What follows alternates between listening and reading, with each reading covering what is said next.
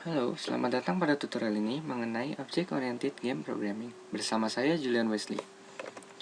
Oke, pada pertemuan hari ini, pertemuan pertama kita membahas tentang intro dari Basic Java Programming, di mana di dalamnya kita akan membahas beberapa materi yaitu input-output, kemudian masuk ke dalam operator, lalu dilanjutkan ke variabel. Mungkin untuk bagian operator dan variabel bisa digabungkan karena variabel dipakai untuk menyimpan data yang telah dihitung menggunakan operator. Salah satunya itu contohnya. Oke, untuk program yang kita gunakan, kita bisa menggunakan Eclipse untuk membuat project Java. Oke, untuk yang kita akan mulai di bagian Java-nya, di mana akan muncul seperti ini tampilannya. Nah, saya akan menjelaskan tampilannya terlebih dahulu, di mana Java itu memiliki menu bar seperti pada hal lainnya, di mana ada file, edit, dan lain-lain sampai ke help. Kemudian di atasnya ada icon-icon. Nah, ini akan digunakan untuk lebih sering digunakan untuk shortcut mungkin. Kemudian di sebelah kiri ada yang dinamakan Package Explorer. Nah, Package Explorer nantinya akan digunakan untuk melihat apakah project kita itu hierarkinya seperti apa sih. Kemudian kelas-kelas kita itu ada apa aja isinya. Ya, kurang lebih seperti itu contohnya. Lalu yang bagian tengah ini merupakan bagian di mana yang workspace yang akan kita gunakan untuk coding. Nah, lebih khususnya adalah coding Java. Oke, kemudian bagian outline itu tidak terlalu kita gunakan untuk saat ini. Yang terakhir ada di bagian paling bawah itu adalah konsol. Jadi kalau di Eclipse, ketika kita menjalankan program itu, kita run, nah dia akan munculnya di bagian konsol. Konsol yang digunakan adalah konsol dari Eclipse-nya tersebut. Jadi kita bisa lihat nanti di bawah sini hasilnya. Nah, untuk ukuran-ukurannya bisa kita besar kecilkan sesuka hati kita seperti ini contohnya. Baik, selanjutnya kita langsung mulai saja ke bagian bagaimana kita belajar untuk bagian basic Java programmingnya.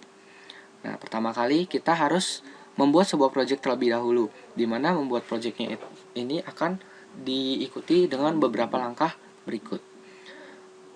Bisa mengklik icon new yang ada di sini, atau kita dari file new, nah kemudian pilih Java project. Oke, mohon maaf tampilannya ini lebih besar daripada layar rekamannya. Oke, kita mulai.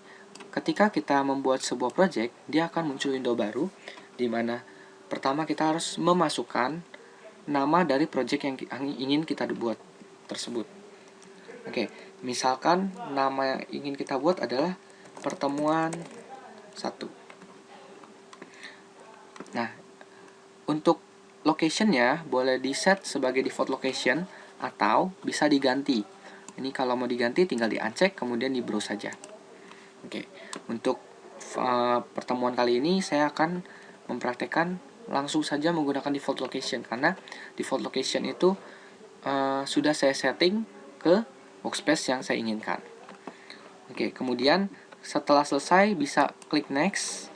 Lalu ini ada beberapa details. Ya, beberapa details ini tidak perlu diganti-ganti. Kemudian kalau sudah tinggal kita finish. Oke, nah bisa kita lihat bahwa di kiri sini kita sudah membuat sebuah project dengan nama pertemuan 1. Oke, untuk bagian coding Java-nya kita bisa masukkan di bagian folder src, di mana untuk membuat halaman tersebut kita bisa menggunakan klik kanan, new, lalu masuk ke pilihan kelas. Oke. Nah, di sini sama seperti tadi kita membuat project. Kalau tadi kita membuat project itu, kita harus membuat nama projectnya. Nah, sekarang kita membuat nama dari kelasnya. Pertama, nama kelasnya, anggaplah kita bikin nama kelas main. Oke. Lalu, untuk memudahkan kita, kita bisa membuat mencentang public static void main. Oke. Nah, untuk apa? Nanti segala suatu codingan yang akan kita jalankan itu pertama kali dijalankan akan ada di main. Oke, lalu konstruktornya mungkin tidak perlu terlebih dahulu. Nah, untuk package boleh tidak diisi. Kalau tidak diisi berarti secara otomatis dia akan masuk ke dalam default package. Tetapi kalau kalian ingin memasukin ke dalam package yang package tersendiri, nah itu kalian boleh masukkan ke nama package, misalnya package main. Seperti itu.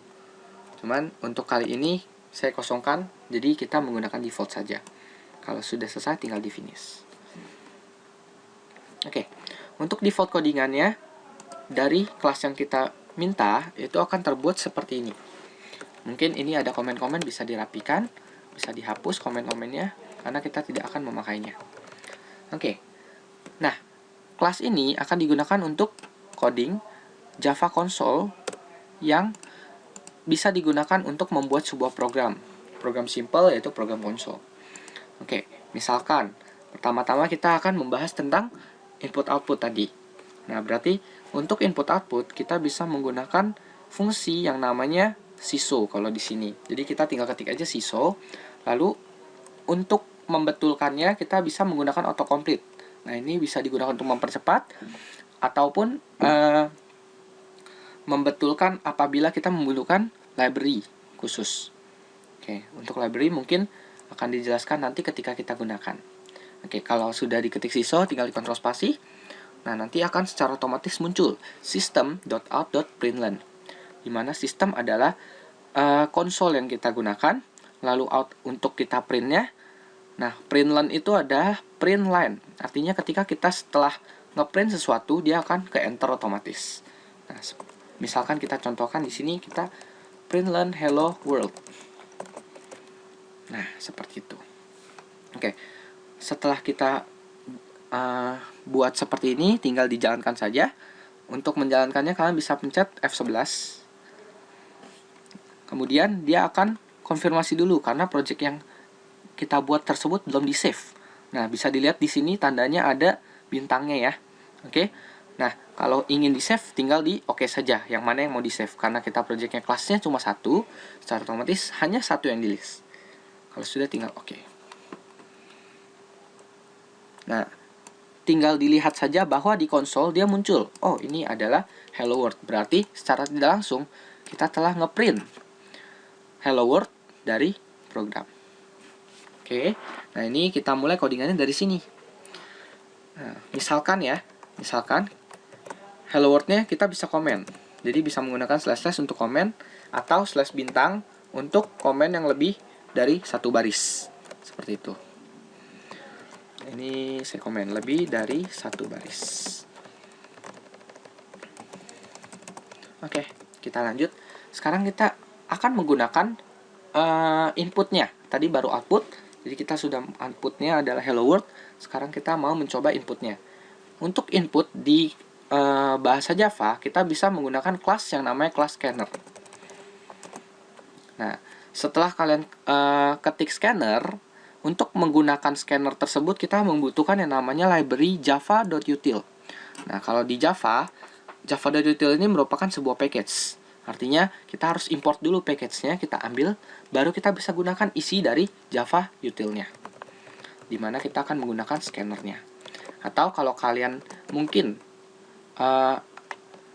ingin supaya bisa keambil semuanya isi dari library java.util, kalian bisa gunakan bintang. Artinya dia akan mengimport secara otomatis semua yang berada di dalam package java.util. Seperti itu. Oke, untuk melanjutkan scanner ini, nah kita harus, karena dia sebuah kelas, kita harus membuat objeknya terlebih dahulu.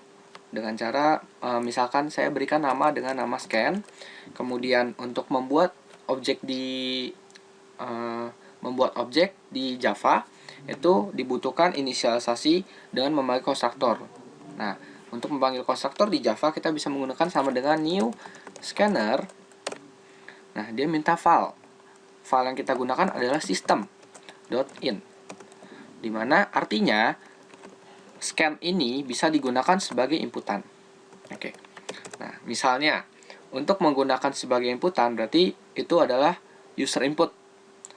Dengan kata lain, user input berarti untuk memunculkannya keluar, kita harus menyimpan dia ke dalam sebuah variabel. Nah, berarti secara langsung kita harus membuat sebuah variabel. Misalkan, anggaplah saya bikin sebuah variabel string. Oke, string ini misalnya namanya adalah, nama variabelnya adalah nama misalnya. Nah, untuk membuat variabelnya kita inisialisasi kosong dulu. Kemudian, untuk lebih jelasnya kita bisa buat siso. Oke, nah misalnya kita buat aja, masukkan nama. Oke. Nah, karena dia adalah minta inputan, ya karena dia minta inputan, berarti lebih baik tidak dikasih len. Kenapa? Karena kalau len berarti artinya tadi kita ngeprint line, sedangkan kita tidak mau print line. Kita mau minta inputan di sebelahnya titik 2. Oke. Nah, untuk inputannya dari user, artinya kita harus menginput. Nah, kita simpan ke dalam variabel nama tadi. Kan kita sudah inisiasi namanya itu adalah kosong. Oke, di sini namanya kita ganti menjadi nama sama dengan scan dot next line. Nah, kenapa next line? Karena string yang kita inginkan itu adalah nama. Nama itu boleh lebih dari satu kata. Berarti dengan kata lain, nama itu akan diketik oleh user sampai dia menekan enter. Nah, otomatis enter itu bisa diartikan dengan kata lain kalau di Java. Berarti kalau kita mau mengambil semuanya dari inputan user, bisa kita gunakan scan.nextLine seperti itu. Oke, misalnya kita coba saja di compile F11 sudah muncul seperti ini, lalu kita coba masukkan nama. Nah, nama yang diinginkan adalah misalnya nama saya Julian. Oke. Nah, ini seharusnya namanya sudah masuk ke dalam variabel nama, cuman tidak keluar. Kenapa? Karena belum kita print. Nah, misalnya supaya terlihat, kita coba print. Sekalian untuk ngeprint ini kita gabungkan variabel dengan string. Nah, kalau dia menggunakan petik 2 di sini, ini menggunakan string. Oke, jadi kalau di sini kita pakai petik 2, misalnya nama yang diinput adalah petik 2. Nah, kita tambahkan dengan variabel. Caranya gimana? Dengan menambahkan tanda tambah di setelah string, lalu tambahkan dengan nama variabelnya. Nama variabel yang saya buat adalah nama. Nah, jadi seperti ini. Nah, sekarang kita coba F11, masukkan nama. Di sini saya masukkan Julian. Oke. Hasilnya yang diinput itu ditandakan dengan warna hijau. Itu adalah inputan user. Kemudian di print oleh konsolnya, itu nama saya adalah nama yang diinput saya sendiri, seperti itu. Dimana di sini ada Julian. Oke. Baik, itu untuk input output. Berarti satu materi selesai. Kita lanjut lagi ke bagian operator dengan variabel. Variabel sudah ya tadi ya. Jadi sebenarnya variabel itu secara tidak langsung kita sudah pelajari. Seperti itu. Nah, misalnya kita bikin variabel yang berbentuk angka saja supaya bisa dimainkan dengan operator. Misalnya kita pakai int. Nah, int ini misalnya kita pakai saja bilangan 1. Anggaplah bilangan 1 saya set langsung 10. Kemudian saya gunakan lagi, saya buat lagi int bilangan 2 dengan isinya itu adalah 5 misalnya. Oke, untuk operator bisa saya simpan. Hasil perhitungan operator maksud saya bisa disimpan ke dalam sebuah variabel lagi atau langsung di print. Ya, contohnya seperti ini. Misalnya saya mau menghitung penjumlahan dari bilangan 1 dan bilangan 2. Oke, misalnya saya siso hasil penjumlahan dari bilangan 1 dan bilangan 2 adalah. Nah, di sini saya tinggal tambahkan dengan variabel seperti yang di atas tadi, di mana di sini kita harus menjumlahkan 10 dan 5. Berarti secara tidak langsung dua variabel harus ditambahkan di sini. Nah, caranya seperti apa? Kalau operator kan berarti simple. Berarti bilangan 1 ditambah bilangan 2. Begini ya. Nah, cuman kalau saya buatnya seperti ini, ya, kalau saya buatnya seperti ini, berarti hasilnya nanti akan menjadi string, di mana hasil penjumlahan dari bilangan 1 dan bilangan 2 adalah 10, 5. Jadi hasilnya jadi 105, bukan 15. Seharusnya kan 15. Kenapa? Karena di sini sebenarnya ini adalah string. Tanda tambah ini adalah untuk menggabungkan string dan variabel. Seperti itu. Jadi kalau dia mau dijumlahkan terlebih dahulu, berarti dia harus memiliki percentage yang lebih kuat. Dimana kita harus menambahkan tanda kurung sebelum kita tambahkan dengan string. Seperti itu. Jadi ini ada hasilnya 15. Oke, kita coba. Nah, misalnya saya masukkan nama Julian. Hasil penjumlahan dari bilangan 1 dan bilangan 2 adalah 15. Ini dia. Oke, untuk operator-operator lainnya, di mana minus misalnya, kemudian perkalian, kemudian pembagian, lalu ada lagi modulus. Nah, itu juga dilakukan dengan cara yang sama. Misalnya saya contohkan satu lagi. Siso dari hasil, misalnya kita pakai sisa bagi ya. Hasil sisa bagi dari bilangan 1 dan bilangan 2 adalah sebagai berikut. Nah, misalnya di sini kalau mau hasil sisa bagi, berarti kita pakai yang namanya modulus. Bilangan 1 dimodulus oleh bilangan bilangan 2. Nah, berarti seharusnya hasilnya 10 dibagi 5 bersisa 0. Seperti itu. Kita coba. Misalnya saya masukkan, tadi belum dicoba yang 2 kata ya. Misal saya pakai nama saya Julian Wesley. Nah, muncul dia Julian Wesley.